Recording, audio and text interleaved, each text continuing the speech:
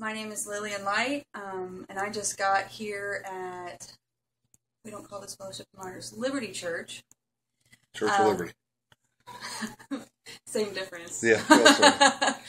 From Kansas City, Missouri. I just wanted to tell how I got to know the Lord, what He brought me out of, and why I think that the Lord designed church the way that He did. It's beautiful. So, thank you for giving me the opportunity, Doug, to tell my testimony. I was born in Ohio. I'm hesitating right now because I don't know how to not dwell on the darkness for a while in order to really glorify the Lord. It's intense. What the Lord has done in me it's miracle upon miracle upon miracle. Okay, so I was born to a married couple, which these days is getting more and more rare. But my dad ended up divorcing my mom because she was unfaithful. It's a big family secret that he's not my father, even though he's extremely tall, pasty pale, with black hair and black eyes, and all of his children look exactly like him. And here I am, an adult 5'3", with hazel eyes, red skin, and reddish calico hair. I don't look like anybody in my family, not even my mom. And so 2 and 2 together, the man hated my guts. Let's see. The generational curses are so intense. If anyone knows anything about Appalachia and what goes on there, that's where my mom's from. And I don't know who my biological father is, but that man who raised me had ties to Hitler. He was a druid warlock. He did drugs, everything. Man, everything that man was talking about earlier tonight about the Freemasons and everything, how they control people and he was on the front lines. My dad was so into pulling people down and hurting people, and yet he maintained a job for some odd years, and it's like there's no way he did that without black magic. There's no way. He's such an evil guy. But anyway, so those were the people who raised me. They got divorced when I was 4. It was incredibly violent. We lived with his parents, who were alcoholic, codependent, extremely verbally abusive. There were demons physically manifesting in the home. Physically. Like I'm sitting here. There were demons there. All my life, I've never been able to deny the supernatural realm. I was even possessed by a demon. When they divorced, I went with my mom. Things got infinitely worse for me. Except that my mom needed to sleep off her highs on Sundays, and so packed us kids up to go with the bus ministries for the churches. That was probably the only good thing out of all of her horrible decisions in parenting. I got saved somewhere along the way. I'm pretty sure I was 6. But I don't remember very much because my mom was using me sexually. I don't know what she got for it, but I was a party favor on a regular basis. And I had STDs. A lot of the men were definitely demonized. Geez. I don't remember very much. The Lord lets me get a new memory every once in a while, and they disgust me for years. So, PTSD, I shouldn't be sane. Just from that much. I shouldn't be sane. The Lord is so good. He's held me together from the inside out. As soon as I got saved, I was no longer possessed by demons. I remember being at churches before this happened with my mom or whatever, and it was all sensationalized, and men grabbing my face and screaming at the demons, but the demons would push me forward, and I was conscious all of a sudden with somebody grabbing my face and screaming at me. It's like, that didn't work. Yeah, terrorize the child more, just saying. That didn't work. So the Holy Spirit did it. The Holy Spirit had me pegged from, I guess, the foundations of the earth. It was amazing. I look back now and I'm astounded by his love, even though I was so hateful and bitter for years. About the time I was 7.5, the state stepped in, removed me from my mother's home, because somehow the authorities were alerted. I'm still not clear on all the details, but I ended up going with the man who was on my birth certificate, who is not my biological father. He's a warlock.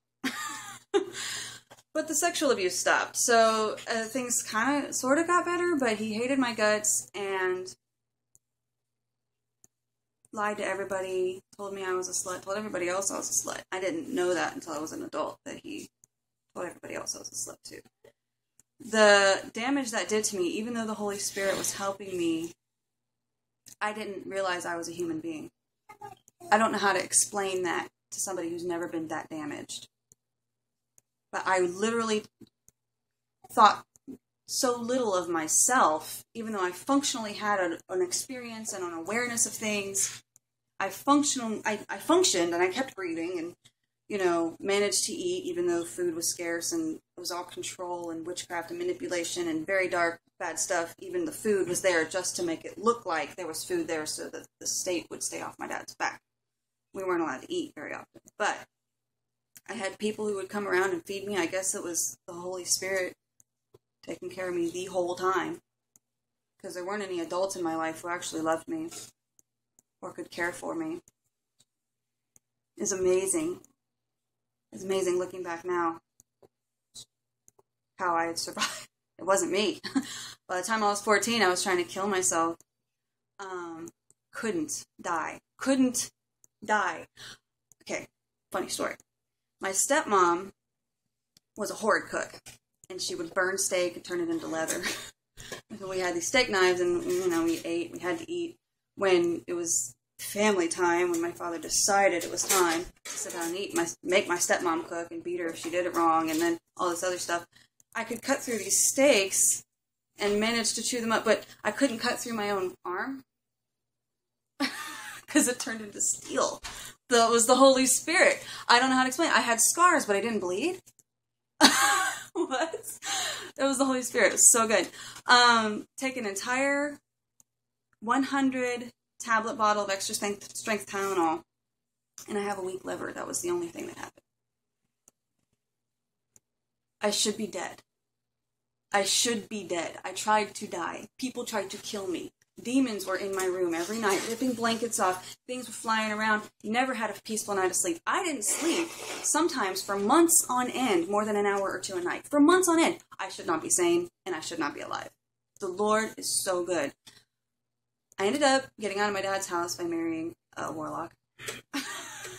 Got divorced when I was 20, and I was finally in a place where there was stillness for the first time in my life, and I had a mental breakdown.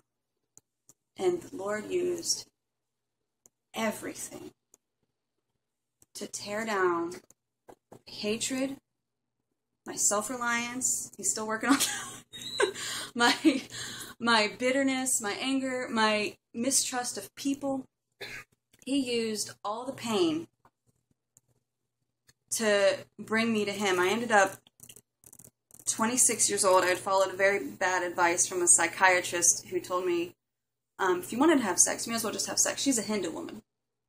I still had never heard the Bible. Still had never, at 26, never heard the real gospel in my adult life where I could actually grasp it and follow it and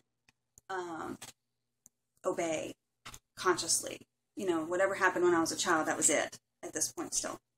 So now I'm a single mom. And God has used that to continue to make me die to myself more and more and more and live for somebody else finally, which is the answer in a lot of ways to any kind of pain that somebody's in is to just be for someone else for a minute. Stop thinking about it and let God use it. You know, I don't know how long it's been since I've had a pity party, but I used to live there. He's just so good. Everything is for his good. He's going to use everything that he's done with me and for me and through me for his kingdom. I don't know how, but he's inspired me to be dangerous, like some of the things that Doug is talking about. I'm not free completely yet. There's so much left to go,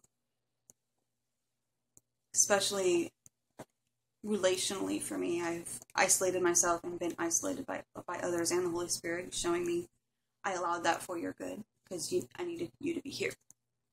If I had been reliant on other people where I thought he put me or was trying to obey, kind of, but it was really something that I wanted for myself, you know, and in my immature delusions, I wasn't able to see it really for what I was doing. I was actually doing it, you know. There's no way I would be able to reach the baptism of fire. There's no way I'd be dangerous rock and roll for the Lord. And it's all because of the pain he's brought me through. I'm not afraid of anything, really. From, like, anything that could happen to me personally, I'm not afraid, because I've already been through death. And the Lord showed me that he's not going to let that happen to me until it's my time. So, I'm just really blessed to be here. Can't wait to keep getting stronger. Can't wait to do battle and fisticuffs with some things when I'm ready. Not ready. So, anyway, I want to speak peace over others and just say, no matter what's hopeless, it's not. No matter what's broken, can be fixed. And he redeems the years that the locusts have stolen. And when he does that, it is so much bigger than what it ever could have been in our own strength. It wouldn't function. It wouldn't happen in our own strength. So, the end.